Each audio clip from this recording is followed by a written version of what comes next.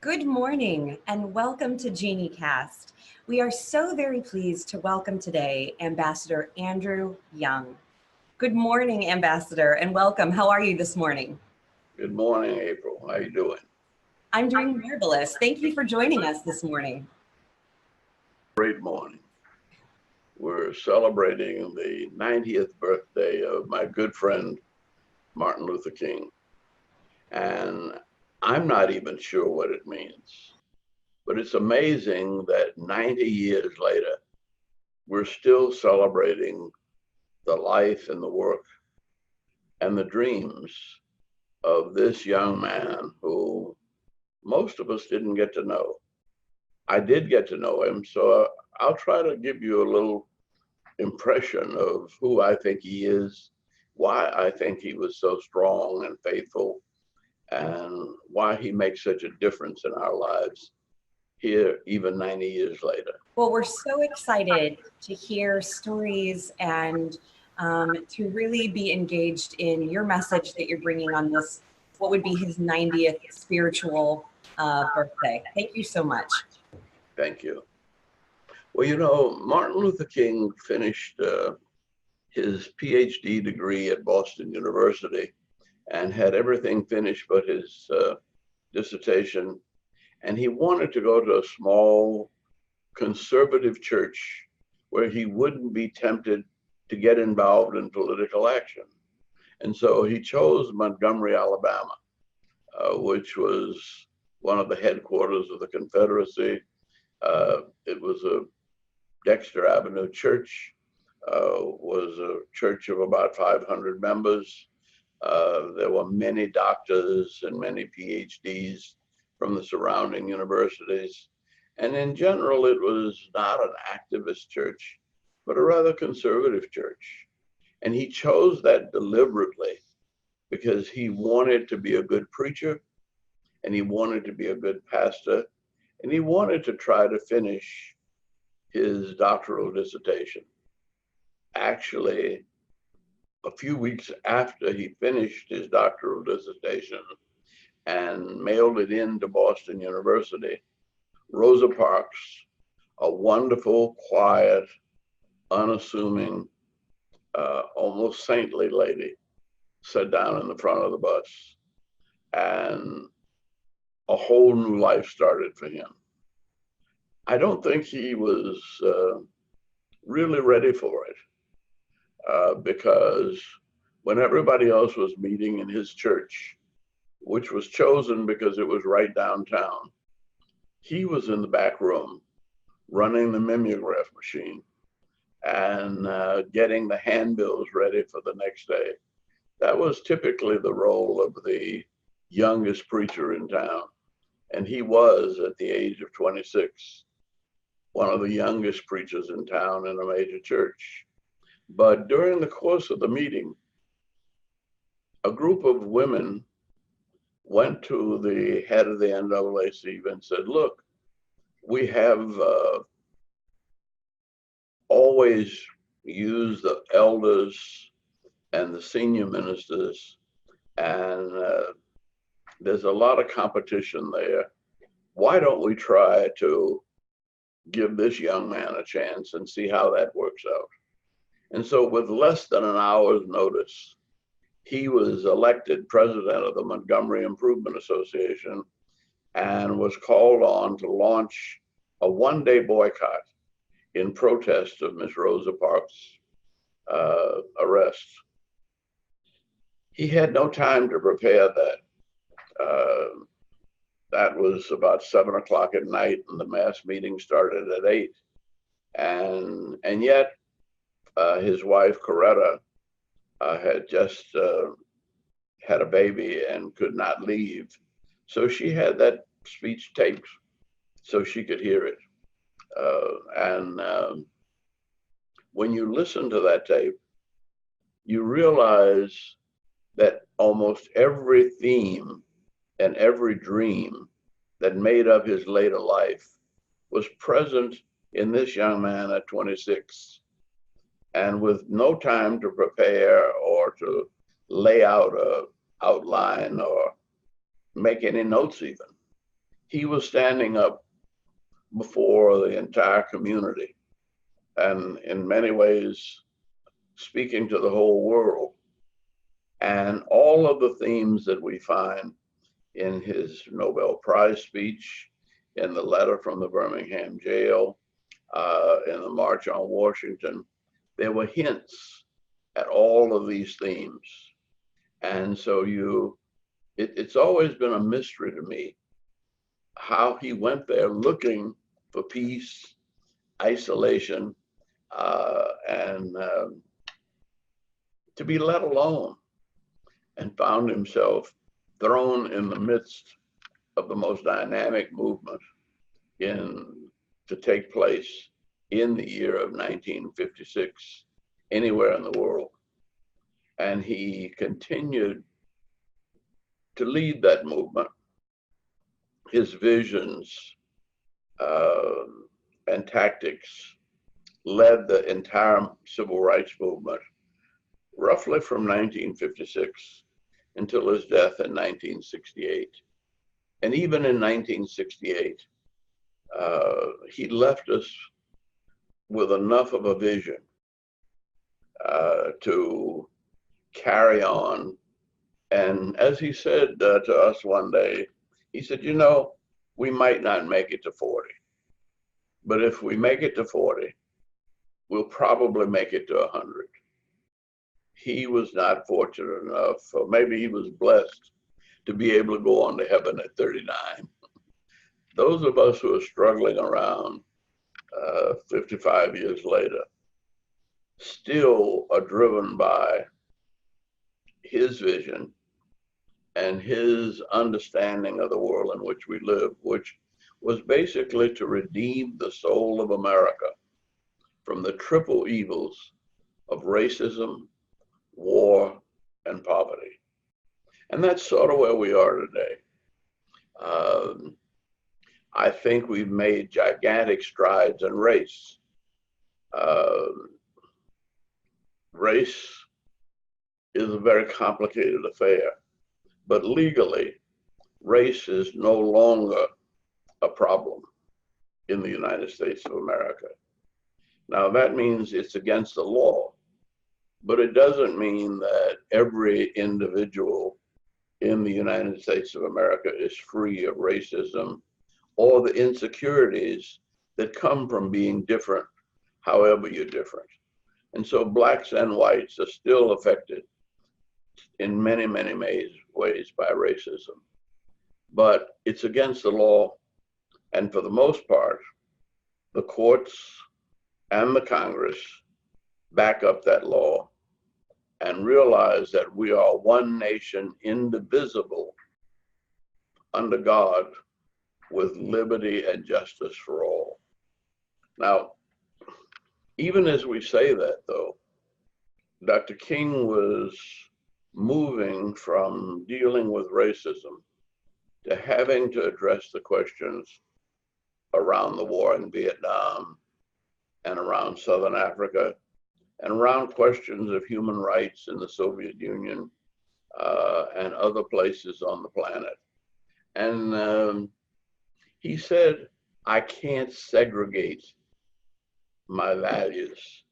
I can't be for nonviolence at home and support violence abroad. It's nonviolence or non-existence. Either we will learn to live together as brothers and sisters, or we will perish together as fools. And so he and his wife, Coretta had gone to Antioch College, and Antioch College was the place where the Women's Strike for Peace was founded. And she was far more grounded in a global peace movement than he was. But nevertheless, as the war in Vietnam, as more and more problems in Latin America, in South Africa, the tensions in the Panama Canal Zone, the difficulties between Israel and Egypt, more and more people began to come to him for help. in dealing with some of these questions. And so racism, war, and then finally, as he went to Memphis, Tennessee in 1968, he went to deal with the question of poverty. And much of what we face now in the United States of America and call race is nevertheless the effects of poverty. And the effects of poverty affect white people almost 8 or 10 times as much as they do black people. But we still tend to partition even our sufferings. But an absence of health care affects black and white alike, brown and red and Asian and Hispanic. Every human being is affected by some form of disease. Diseases know no race, creed, or color. And the need for good health care, the need for immunizations, the need for examinations, the needs for good diet, all of these are effects that, in their absence, keep us very much impoverished.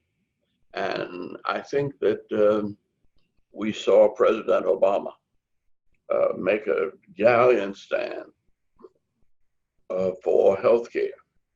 And America knows that it needs that.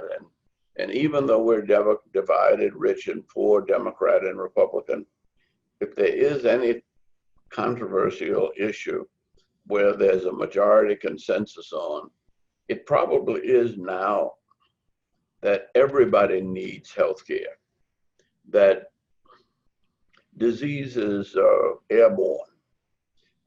You can't ride on a plane without being vulnerable to whatever diseases or bacteria your neighbors might be carrying.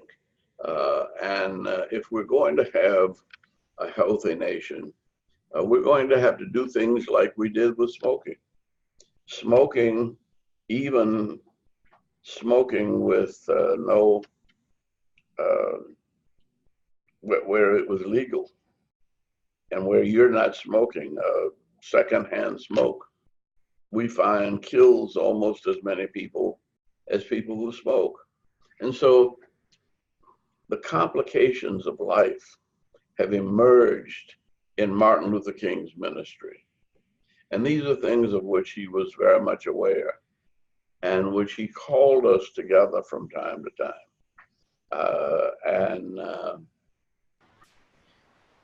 As he went to Memphis, he had invited 23 different ethnic groups, Black, white, Hispanic, Asian, Native American, from all over the United States of America, to try to find how we could work together to create a floor of decency and humanity, a floor where nobody lived below the basis of poverty in America.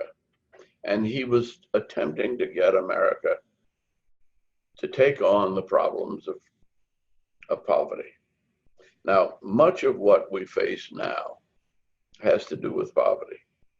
When I became mayor of Atlanta after Dr. King's death, some years after Dr. King's death, I realized that even though the city was about 50%, 55% white and 45% black, that the suburbs were predominantly white, that the state of Georgia was almost 70% white, and that, as my daughters told me, when I asked them about why they don't shop in Atlanta, why is it that they shop in the suburban shopping centers?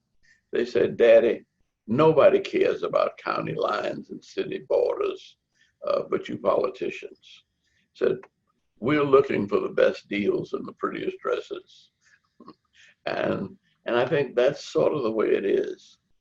We were a little less than 1 million people back in 1975, but we're now almost 7 million people.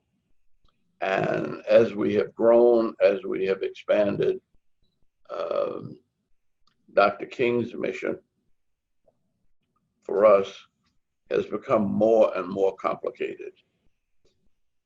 We followed him very closely in the beginning, and we followed him with the support of the business community.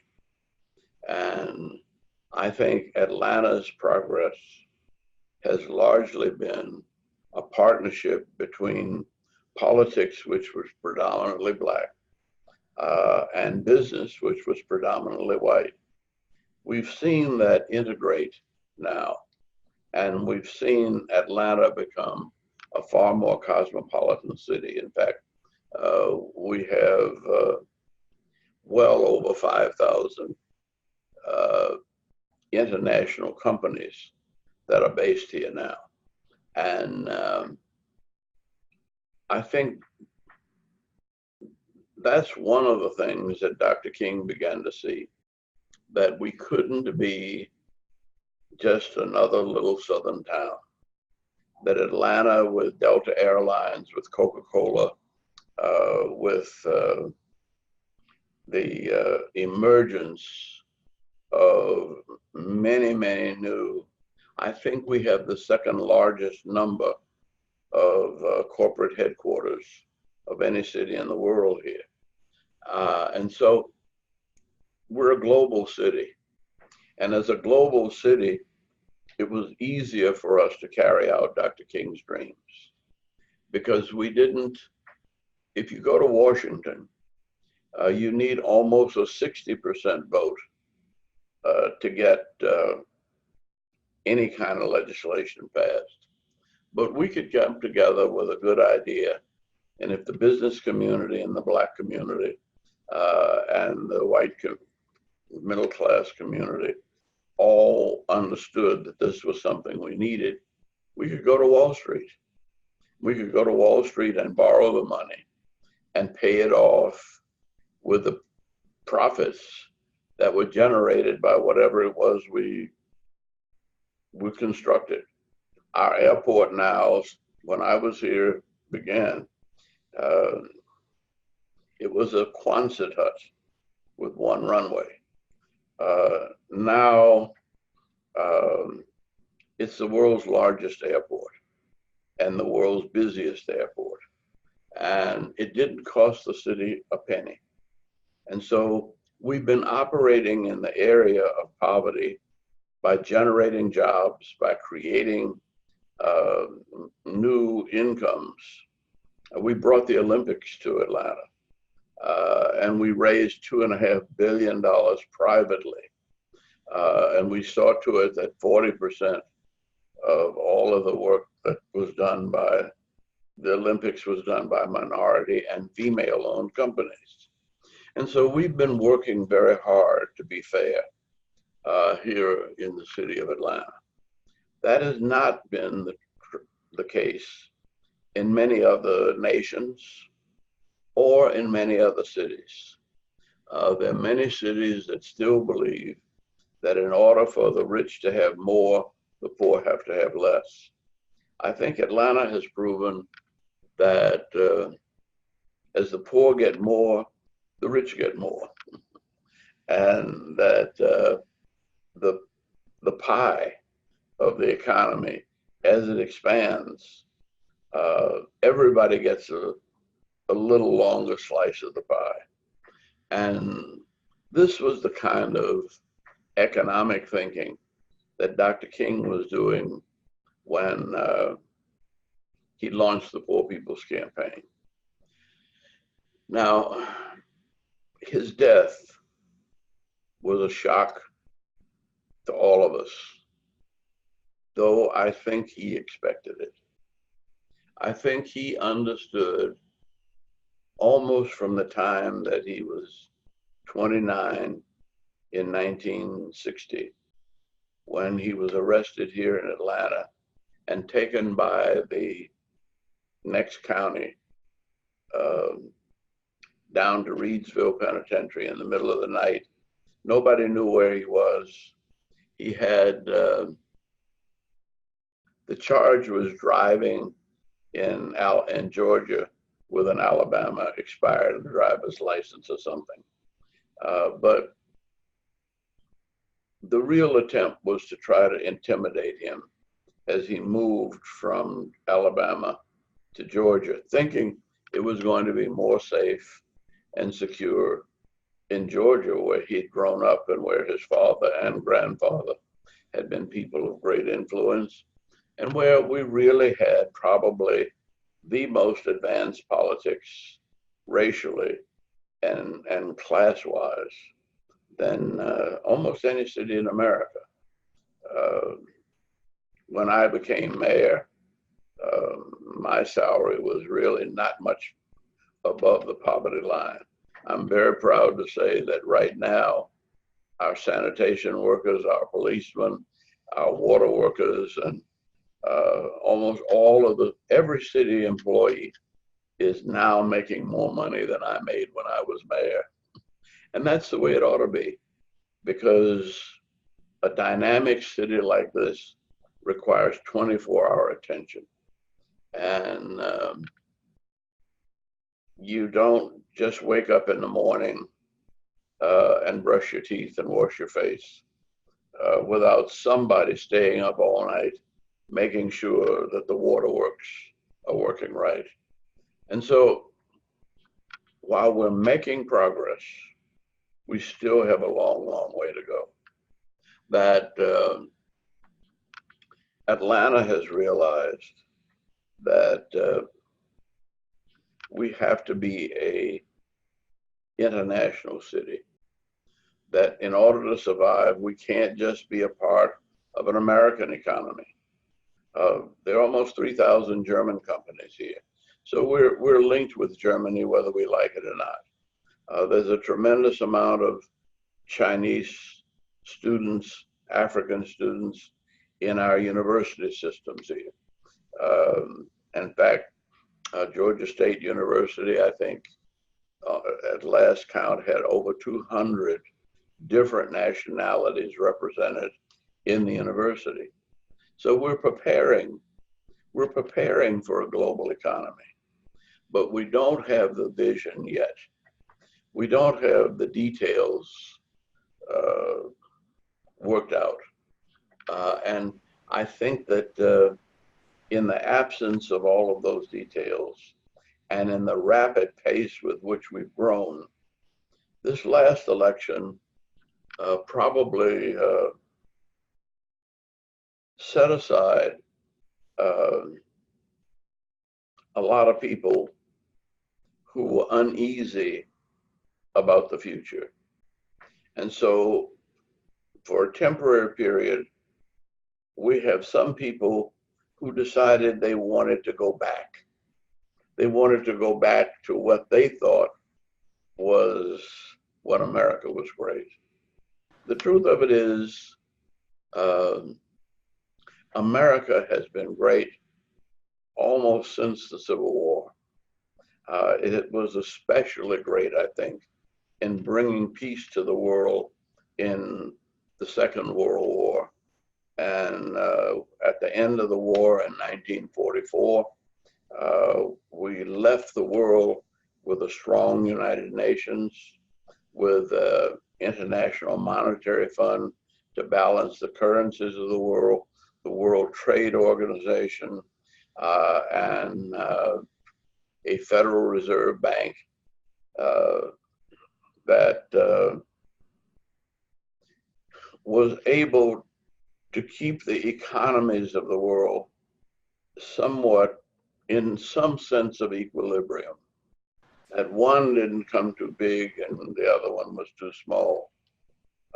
At the same time, I think we might have made a little mistake when in 1974, while the impeachment of President Nixon was under everybody's discussion.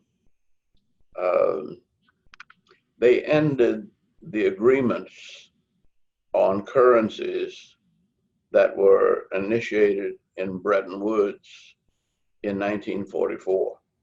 Bretton Woods was a little place in New Hampshire that gathered all of the economists in the world, and everybody's currency was attached to the dollar, and the dollar was attached to gold.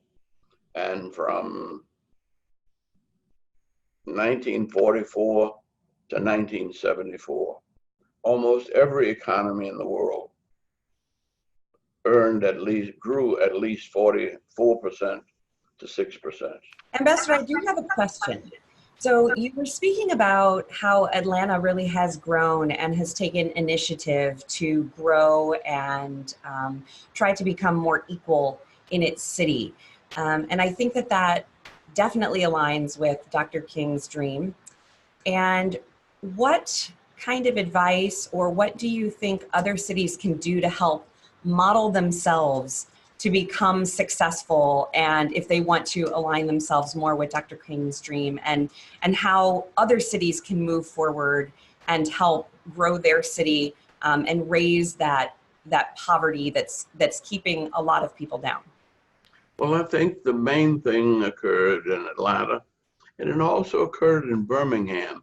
In the midst of the demonstrations, we see about the dogs and we see about the fire hoses, but almost every day, some of us went from downtown Birmingham to the Episcopal Diocesan House.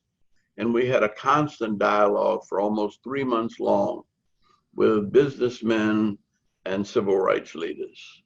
At the end of May, we had 100 businessmen who agreed to desegregate their facilities, even though it was against the law to do so. And when they agreed, that desegregated Birmingham, but it also put the business leaders almost in charge of the politics, or they were very influential in the politics. And I think that rather than just look at this as black and white, let's look at this in terms of the various sectors. That business and politics have to get along in order for either to grow. But by the same token, we have expanded healthcare and we've expanded cancer research. And all of these things can move on without an overwhelming majority. But they have to be things that we're concerned about that make life better for each and every citizen. And I think that that's sort of what has to happen. Now, I can understand why it hasn't happened. In the meantime, right after Dr. King's death, the economy went global. Almost every company began to operate somewhere overseas. And we're no longer a national economy, we're a global economy. Now, Atlanta made that transition very quickly, and so did many other southern states. Many Midwestern states did not. But I think all of this could be seen in Martin Luther King's last speeches that he gave the year before his death. And the markers and the standards are spelled out, but we're still a little uneasy. I think our international aviation, we're the home of Delta Airlines, and that gives us access to all of the world. Countries want to come to the United States of America. We are the largest market in the world. And as we begin to grow, we hope others grow. And international trade has been one of the ways that we've wiped out poverty. In fact, we have probably wiped out more poverty since Dr. King's death, both in India, China, throughout the Middle East and Africa. There, there are almost 254 minorities participating in our city contracts. And that kind of sharing of the wealth and of the work is what helps us grow. So do you think that minorities should develop sort of a breakaway economy in addition to participating in today's economy? Or do you believe in more of just a global sense of everyone participating in one economy? Well, I think that I really believe we only have one economy worldwide. Now, we might think it's different, and we might try to segregate it. But China has not, as big as they are, they're second only to us, but they could not survive only operating in China. Germany realized that it could not grow if it was only serving Germany. That's why we've got 3,000 German companies here now, because we invited them to come and said, you have wonderful products. We want you to come and be a part of the American economy. And they create tens of thousands of jobs making German products here in the United States. We, in turn, sell a tremendous amount of our wealth and of our innovations in the German economy. And the only thing that upset the economy, and that's what I was getting at, was when we sort of deregulated the value of currency. Oil was $2.50 a barrel. Within a year, it went up to $80 a barrel. Within 3 years, it was up to $150 a barrel. And the up and down of oil destabilized many of the rich countries and the poor countries. It destabilized us because we were largely a nation that lived within our own means. But if we were going to have to pay that much for oil, we had to export more. And we weren't quite prepared to export as well as, say, the Japanese were. And so we are part of a global economy now that we're just beginning to make sense of. And I think that attempts to set back that global economy, frankly, just won't work because we don't have rubber in the United States. You get rubber from Africa. Our coffee comes mostly from Africa. Most of our minerals and the copper and the zinc and the cocaine, which they make our computers with, all of that's overseas. And we almost cannot run an economy. No country can run an economy within its own borders. Russia might be the largest country with the least people, and they probably have enough, but their natural resources beneath a half a mile of ice. So it's too expensive to get to it. It's easier for them to import from somewhere else. And so the world is a very complicated place, and it's getting more complicated because, well, we used to have about 3 billion people on the planet. Now it's about 6.5 billion people on the planet. And by the end of the century, there will be 9 billion people on the planet with less water and with less communication. And unless we find ways to farm with less water, we're going to have a hard time feeding this planet. And I think those were things that Dr. King was beginning to think about. And they were ideas that he left with us and things that we're concerned about, that all of our problems are global. And we've got to find a way to live together worldwide.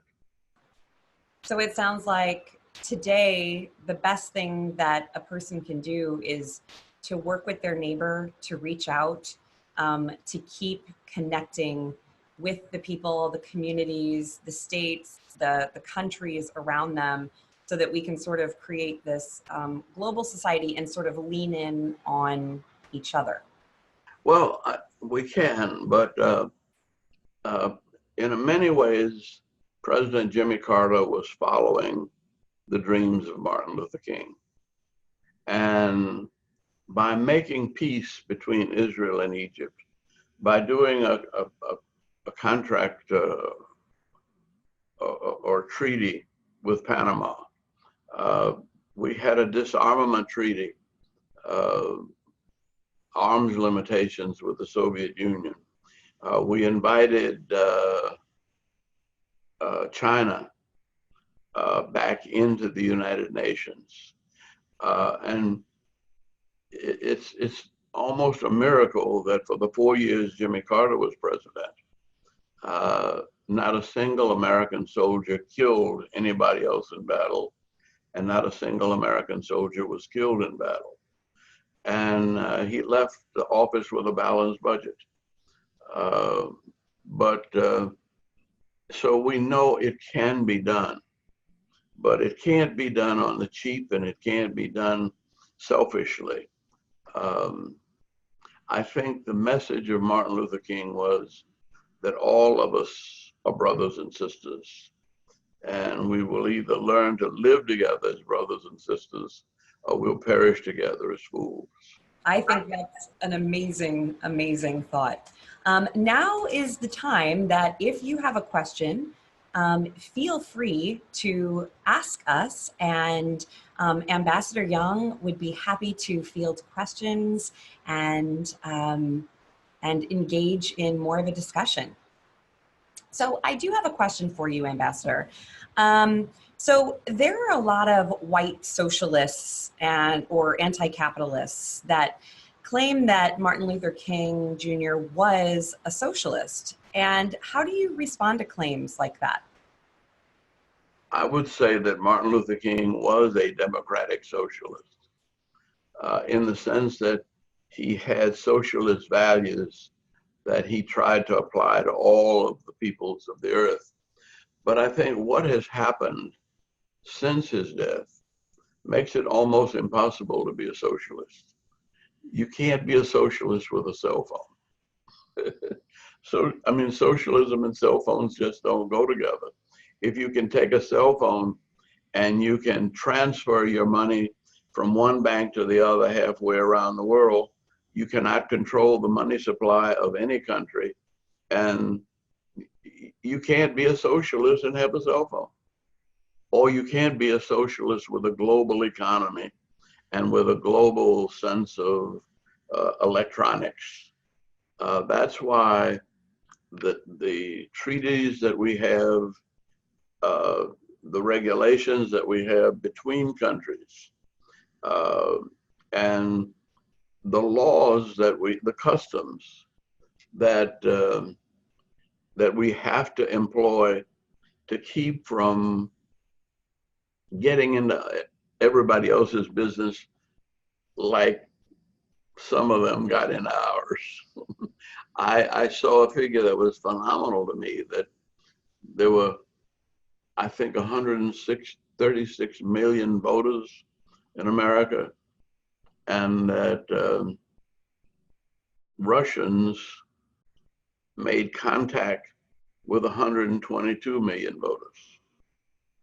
Now, that was through our social media, just like we're talking now. The truth of it is, we don't know who we're talking to. We might be talking to people all over the world. In fact, that would be our ideal, to be available. Gara, my assistant here, sent the directions to India.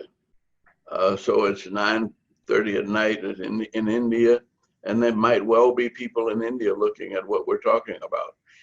There would be some in Latin America and some all over the United States, and God only knows where. So we are really, we're one world indivisible.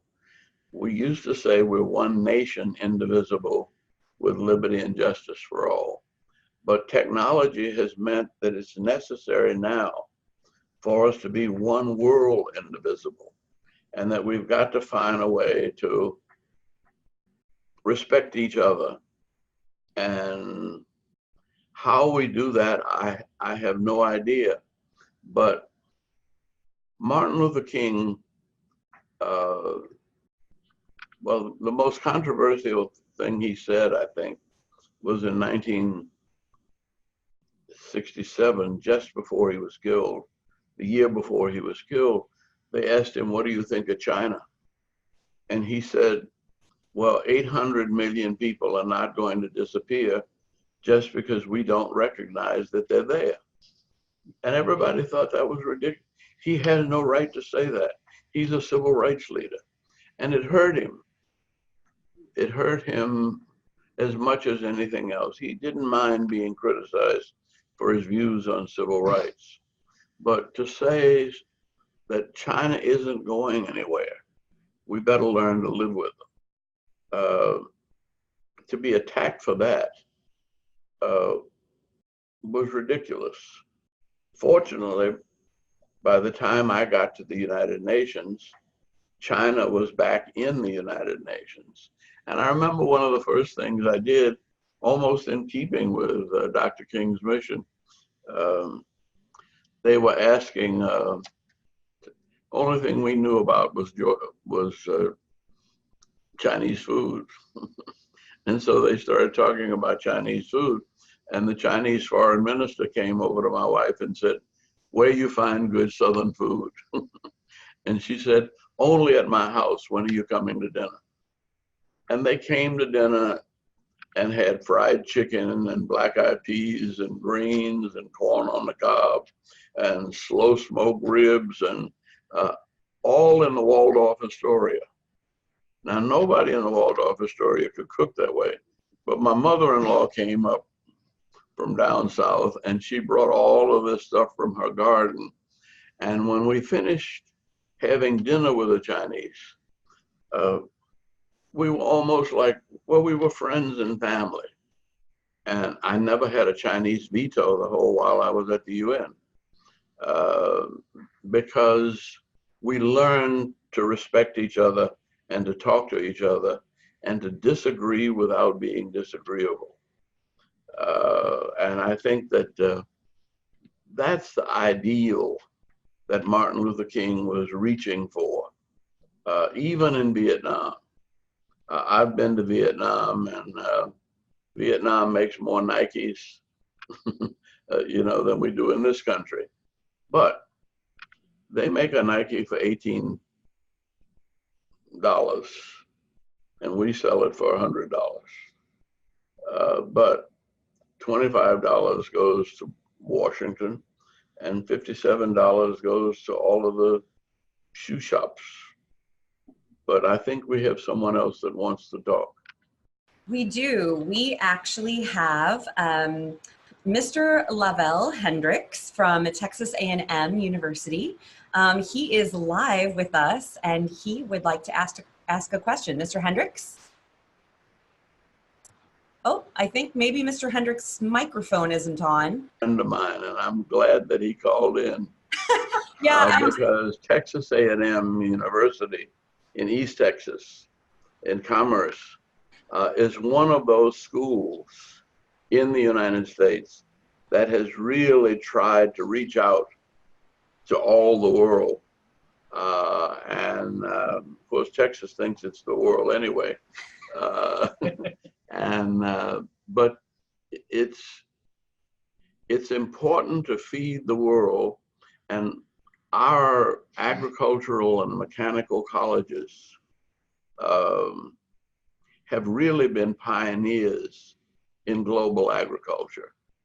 And I was there speaking with him last year, and we've talked about working together with universities in Africa, universities in Latin America, as well as universities across the United States.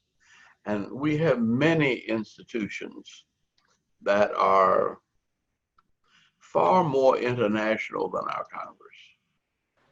And I was a member of Congress, so I'm not casting aspersions on our Congress. I'm simply saying that the way the Congress is structured, it's possible for half of the members of the Congress not to have passports and not to represent anything but their district. It's almost impossible for a college president to be that way now. Ambassador Young, we do actually have Mr. Hendricks' question now. So unfortunately, we were having some technical difficulties streaming him in live, but I do have it. So and it is a wonderful question. So I want to read it right now. He said, today an article appeared in the New York Times that Dr. King said that Northern liberals were more dangerous than Southern KKK members. What are your views, how it relates to what we're dealing with today? I think what Dr. King was talking about then was that there were many Northern liberals that did not want to get involved. And I frankly think that that changed with his death. And I think in this last election, you had really,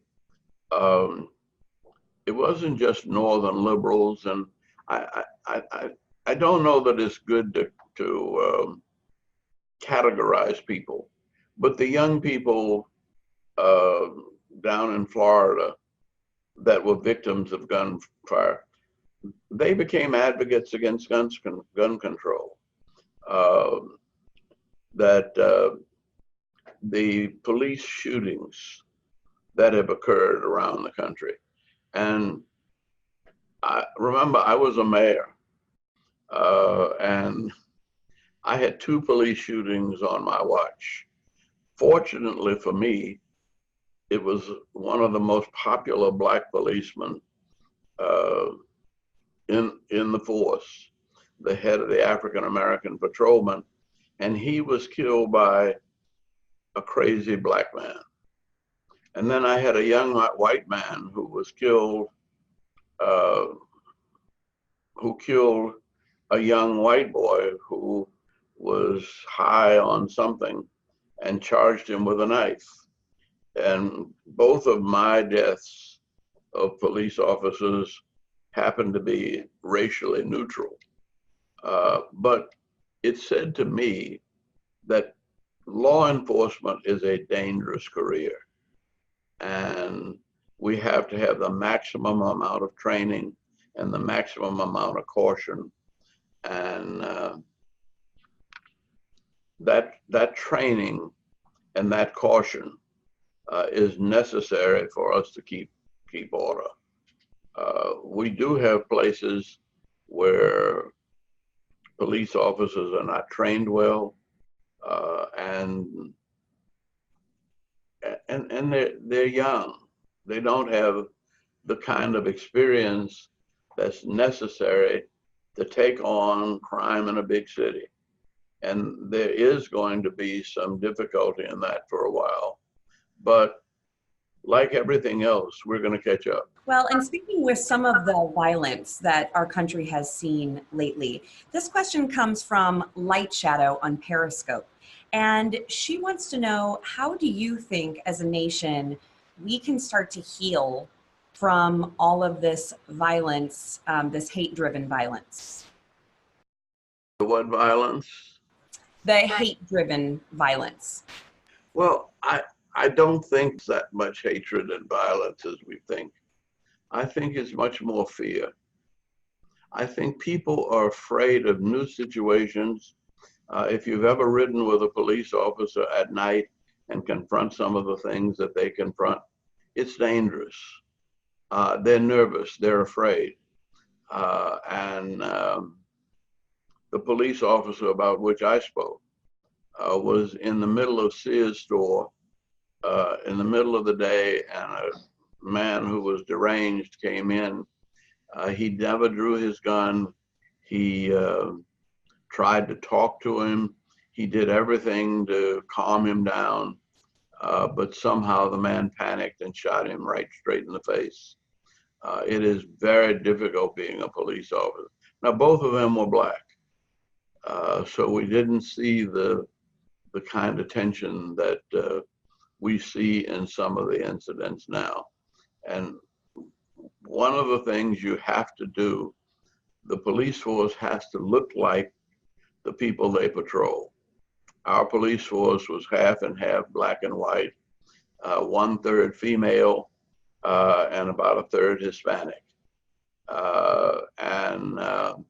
We reached out to make sure that every ethnic group in our city was represented in the law enforcement. Wonderful. Thank you, Ambassador. Well, we only have about 10 minutes left. So I want to open this up to another question, someone live who might have a question for Ambassador Young. In the meantime, Ambassador Young, a question from For You site on Periscope wanted to know, when do you think it will be time for us to quit marching? Well, I think that my time to quit marching passed some time ago because I found more effective ways of reaching a conclusion than marching. At the same time, when a group of high school and junior high school students are victims of gun violence, the march is the natural response. And the march is a peaceful, nonviolent response. And my experience has been that the quieter the march, the more effective it is. The more noise you make in a march, the more you turn people off. And I think that silent marches quite often will win you more friends than noisy marches. That's a beautiful sentiment. We do have a live question from Marvin. Marvin, can you hear us? Would you like to ask your question to Ambassador Young? Yes, please. Yes. Ambassador, I serve an old German background congregation in Southern Illinois that was open enough to call an African-American as interim pastor. There are isolated individuals in the congregation who apparently voted for Donald Trump and not willing to have a meaningful conversation about that. How do we communicate in this divided arena with such friends? For that call, but I think that's where you have to do a pastoral call. That's where you have to do a one-on-one. I had a friend, a classmate of mine, who was from South Alabama in the middle, this was in the 50s, and he'd happened to have a friend of his wife was a black woman classmate, and he kept that wedding picture in their bedroom. He didn't put it in the living room. And he said, my feeling is that when people get to know me well enough that they will come in my bedroom, then I can talk with them about how this was my wife's best friend. And I think we have to have a strategy for dealing with almost everybody. And I think if we think of racism as insecurity, I went to talk to the Minister of Defense in South Africa, and nobody wanted me to go talk to him. They said, he's the meanest man here. I said, yeah, that's why I want to talk to him. And I said, well, what? I said, you know, if I get an appointment, all he can do is kill me. And the fact that I asked for an appointment, I said, I doubt that he would kill me. In fact, I think he would be shocked, but pleased. And we spent about an hour together. And by the time we were through, the question that was bothering him most was, how long do you think we have before there's a bloodbath? There was an actual fear in South Africa that one day all of the blacks would rise up and kill off all of the whites. And I said, I doubt that that will ever happen. And I said, in fact, President Carter grew up in a county that was 80% black. And I said, one of the reasons he sent me to talk to you is he's comfortable with issues like that. And if you want the United States to help you, we'll be glad to.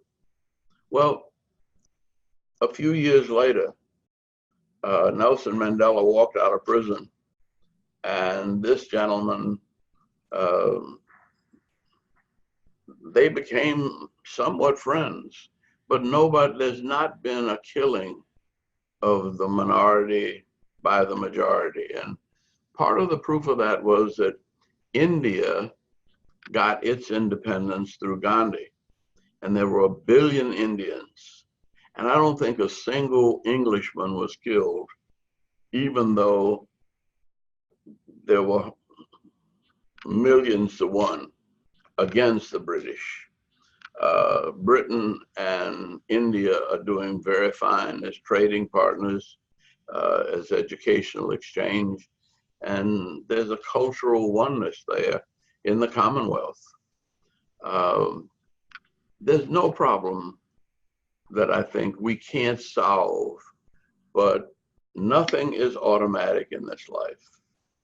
And we have to be very, very sensitive to people who disagree with us. But we don't have to be afraid of them.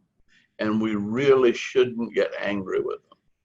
I grew up in New Orleans, and the Nazi Party was on the corner of my house. And my father explained to me, son, these are white supremacists, and white supremacy is a sickness, you know, and I'm 4 years old.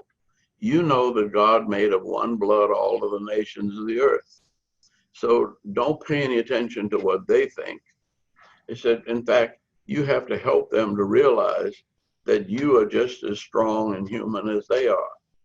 And you do that by not ever getting angry. He said, don't get mad, get smart. If you think your way through a problem. And he said, don't ever run from an argument or a fight. He said, try to stay out of the way. But, you know, don't be afraid. And Dr. King used to say, look, we're all going to die. He said, death is the ultimate democracy. And he said, you just as well go ahead and die for something worthwhile as to get hit by a truck for nothing.